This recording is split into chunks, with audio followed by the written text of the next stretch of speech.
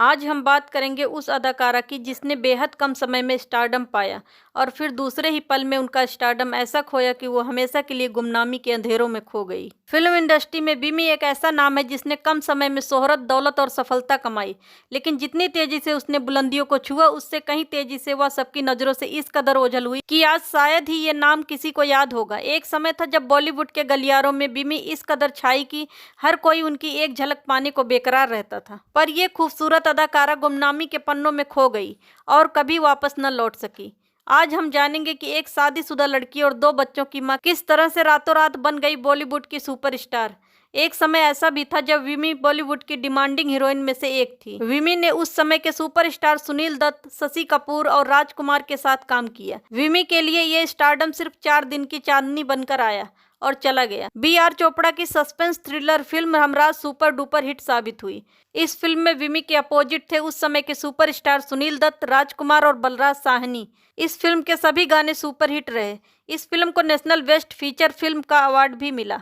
Film Humraaz के लिए B R. Chopra planning कर रहे थे एक ऐसे नए चेहरे की जो बिल्कुल यूनिक और दिलकश हो। दरअसल चोपड़ा साहब किसी न्यू कमर को अपनी फिल्म में लेना चाहते थे और इसके लिए उन्होंने कई लड़कियों के ऑडिशन भी लिए, लेकिन बात नहीं बनी। उनकी ये तलाश आकर बिमी पर खत्म हुई। बिमी पंजाब से ताल्लुक रखती थी। उन्हें पहली बार संगीत निर्देशक रवि ने कोलकाता में एक पार्टी में देखा और पहली नज़र में मुंबई आने की पेशकश की थी। निर्देशक रवि ने चोपड़ा साहब को बिमी के बारे में बताया। उन्होंने बिना किसी देरी के बिमी को फिल्म हमराज के लिए साइन कर लिया।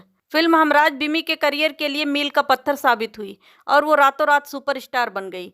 फिल्म हमराज के बाद हर तरफ केवल विमी के चर्चे होने लगे। आलम तो यह था कि विमी हर मैगजीन के कवर पेज पर छा गई। उस समय फिल्म मैगजीन के कवर पेज पर आना ही बड़ी बात मानी जाती थी।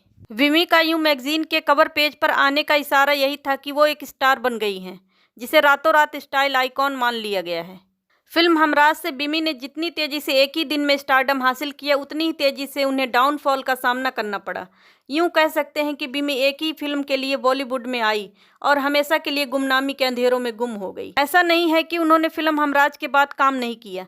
दरअसल फिल्म हमराज के बाद उन्होंने और फिल्में की, जिनमें आबरू, वचन और पतंगा शामिल थी। लेकिन अफसोस की बात यह है कि सभी फिल्में बिमी के करियर के लिए डाउनफॉल ही साबित हुई। फिल्म आबरू में उनके साथ न्यू कमर दीपक कुमार थे, मगर यह फिल्म नहीं चली। इसके बाद बिमी ने 2 फिल्में शशि कपूर के साथ भी की थी। एक थी पतंगा और दूसरी थी वचन।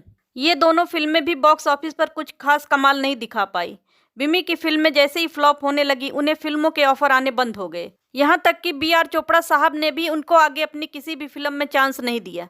बी.आर. चोपड़ा के साथ फिल्मों में एंट्री करने वाली बिमी ने उनके साथ 3 फिल्मों का कॉन्ट्रैक्ट साइन किया था। बिमी के पति शिव बिमी के सेक्रेटरी बनकर उनकी फिल्मों में दखल देने लगे थे।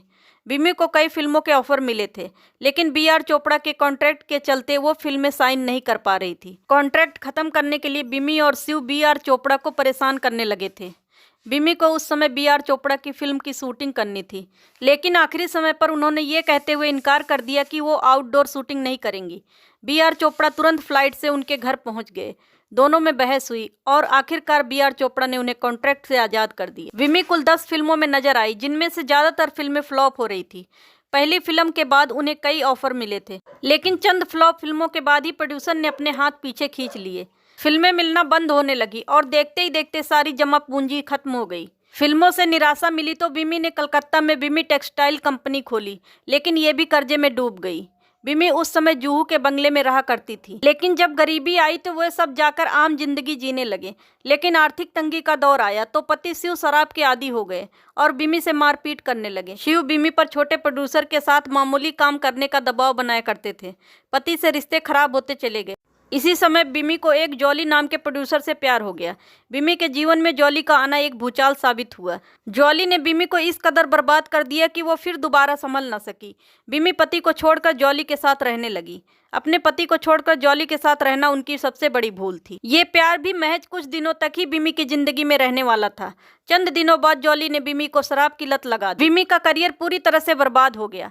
खबरें ये भी रही कि जॉली बिमी को काम दिलाने के नाम पर दूसरे प्रोड्यूसर के साथ सोने पर मजबूर करता था, प्यार की मोहताज हो चुकी बिमी उसकी बातें मानने लगी और प्रोड्यूसर से मिलने जाने लगी। बिमी के करीबी दोस्त कृष्णा ने भी इस बात की पुष्टि की थी कि वो प्रोड्यूसर से मिलने अलग अलग होटल जाने लगी थी और वेश्यावृत्ति का हिस्सा बन गई थी। इन सब के बावजूद जॉली बिमी को टॉर्चर करता रहा। बिमी ने जॉली से सारे रिश्ते तो खत्म किए, लेकिन तब तक वो शराब की आदी हो चुकी थी और यही शराब की लत उनकी मौत का कारण बनी।